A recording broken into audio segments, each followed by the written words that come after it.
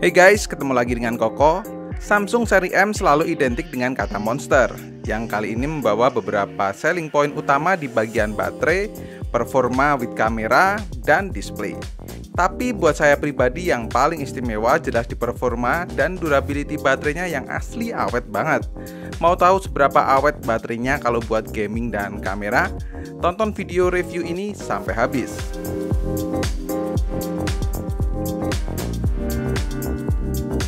Seri M memang selalu identik dengan performa, nggak terkecuali seri M23 5G ini. Dengan mengusung performa yang nggak ada matinya, dengan menanamkan chipset Qualcomm Snapdragon 750G berkekuatan octa-core up to 2,2 GHz dan sudah mendukung jaringan 5G. Jadi memang selain cepat secara dipakai buat main game, tapi juga cepat secara kecepatan internet. Kalau di kotamu sudah mendukung 5G. So, kalau mau streaming main game online, lancar banget. Dari segi RAM 6GB plus adanya RAM Plus yang bisa dinaikkan up to 6GB dan memori ROM sebesar 128GB yang bisa di-expand dengan memori eksternal up to 1TB. Dijamin, bisa banyak menyimpan aplikasi dan segala media foto maupun video. Namun gimana jika dipakai untuk main game? Oke, mulai dari game yang pertama. Game enteng dulu aja kali ya, Mobile Legends. Di sini settingannya tuh bisa ke refresh rate tinggi dengan grafik ultra. Memang secara grafik jadi terlihat lebih bagus. Detailnya juga dapat dan FPS-nya rata-rata di sekitar 50 FPS. Dan ada drop ketika lagi war aja, tapi masih aman banget sih gameplaynya.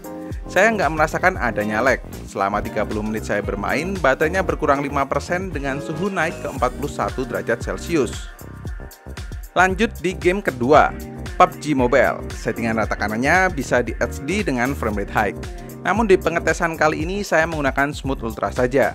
Dengan settingan ini saya bisa bermain dengan nyaman, nggak ada lag, rata-rata FPS-nya di 39 FPS, ngedrop paling tipis-tipis banget. Dalam 30 menit bermain, baterainya berkurang 6% dengan suhu naik ke 42 derajat Celcius. Game ketiga, yang paling berat yaitu Genshin Impact.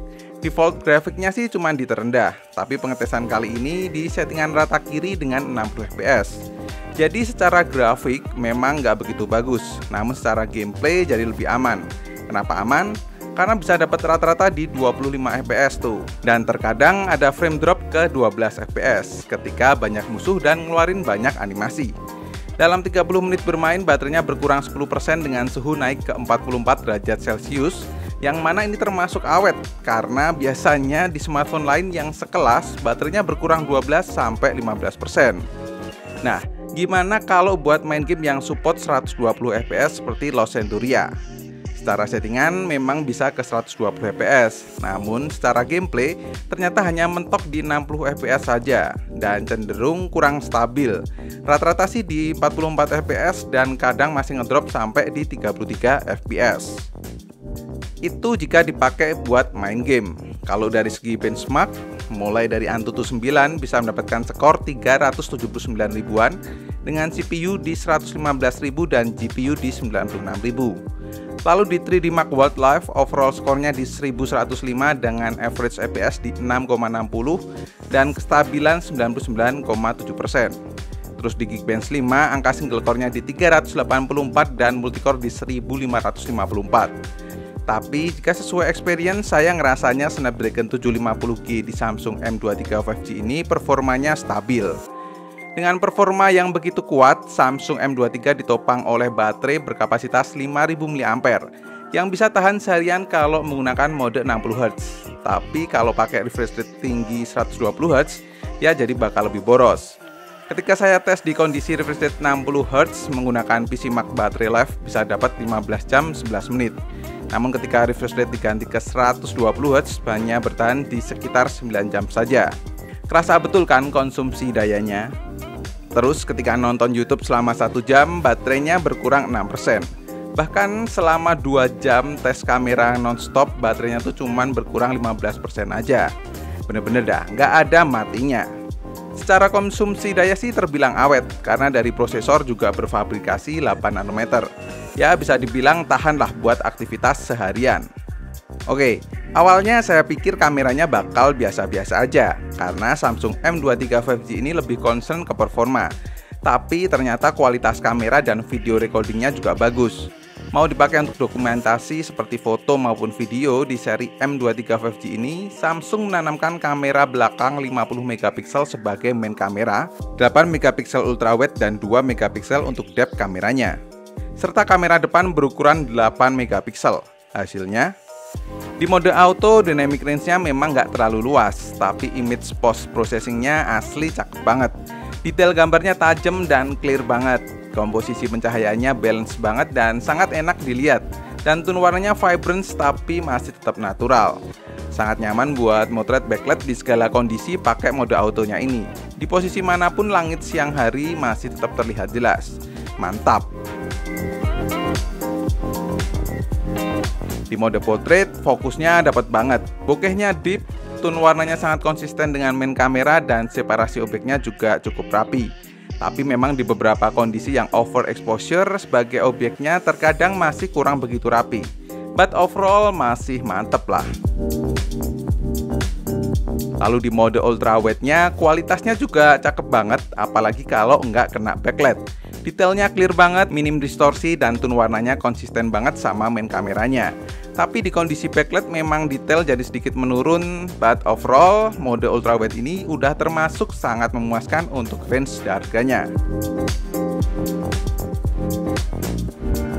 Ke kamera depan, selfie kameranya termasuk mantap dan memuaskan.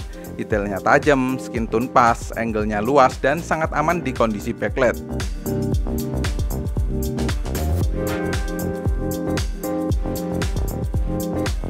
Sedangkan ke selfie video, recordingnya juga mantap. Detailnya clear dan tangguh di kondisi backlight. Tapi yang paling saya suka adalah kestabilannya, termasuk steady banget ini selfie videonya. Enak banget lah kalau buat vlogging.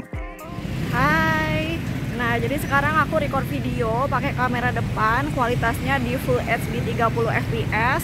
Dan kondisinya di sekitar ini agak rame. Jadi kalian dengerin aja kualitas soundnya kayak gimana. Coba kalian dengerin. Begitu juga dengan video recording kamera belakangnya. Di mode 1080p 30 fps hasilnya juga memuaskan.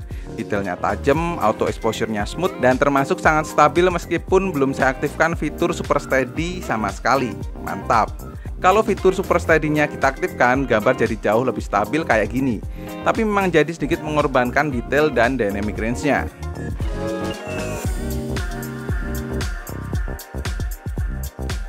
Terus ke mode Ultra HD atau 4K 30 fps, jelas detail dan dynamic range-nya jadi terasa lebih luas lagi. Tapi kompensasinya kita tidak bisa mengaktifkan mode Super Steady. Dan defaultnya memang jadi kurang begitu stabil. Jadi mode Ultra HD-nya ini lebih cocok buat capture video di posisi still aja. Overall kualitas video recordingnya sangat memuaskan, khususnya stabilisasinya yang hampir mirip dengan OIS. Tapi sayangnya belum ada opsi 60 fps-nya aja.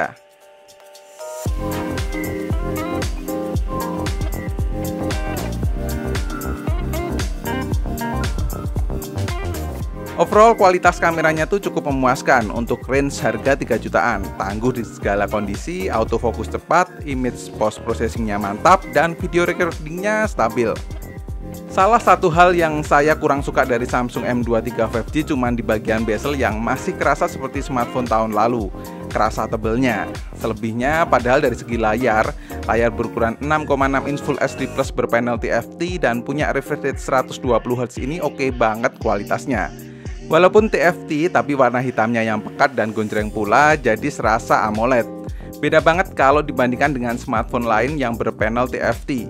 Refresh rate 120Hz jelas nyaman banget buat bermanuver di sosial media.